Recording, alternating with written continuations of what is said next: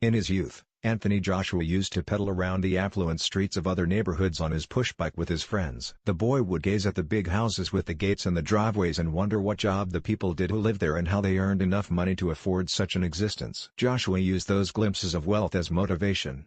And now, as he prepares for his heavyweight title unification fight against Joseph Parker in Cardiff next Saturday, he is just about the biggest and most marketable sports star on the planet, and the world is falling over itself in its haste to throw the kind of money at him that would enable him to buy a whole suburb of North London mansions. Joshua's status is such that everyone is so eager to map out his future conquests that they have written Parker out of the equation before the fight has happened. The New Zealander is cast as a brief pause on the relentless upward graph of Joshua's career, an inconvenience in the Englishman's advance on unifying all the heavyweight titles. Now that Floyd Mayweather appears to be too busy counting his money to fight any longer, Joshua is the biggest draw in boxing. It was reported last week that the Ultimate Fighting Championship is considering attempting to sign him to a promotional, multi-fight deal that could be worth more than £350 million and would make him one of the highest-earning fighters in the history of the sport. Even in the language of hyperbole that is boxing's old and trusted friend, it is hard to think of many sports stars who can match Joshua's allure. If Tiger Woods' comeback gathers pace, then he would be a contender. Lionel Messi attracts as much reverence as ever, and LeBron James is still the king of the NBA.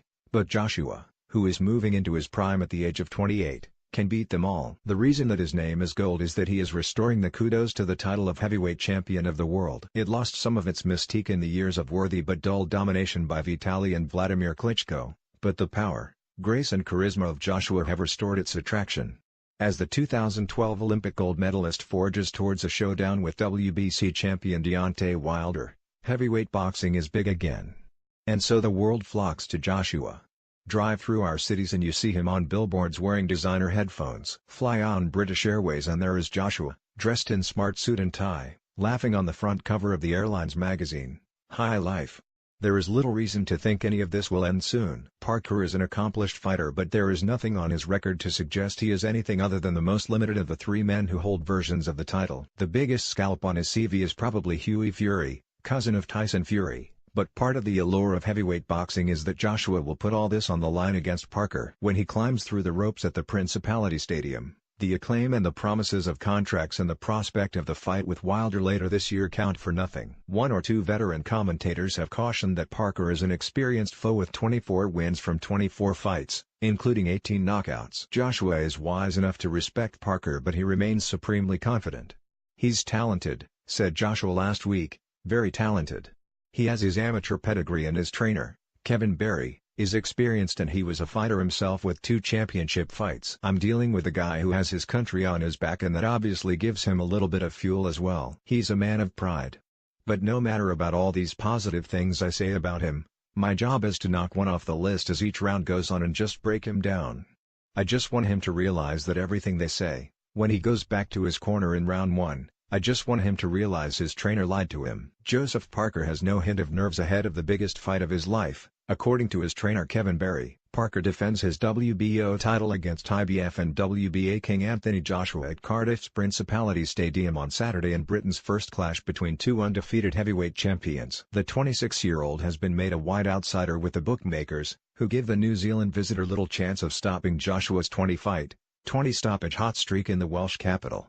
Barry said, "There is no hint of nerves, there's no hint of, oh my god, I have to fight Anthony Joshua. He's very relaxed, calm, at peace with himself.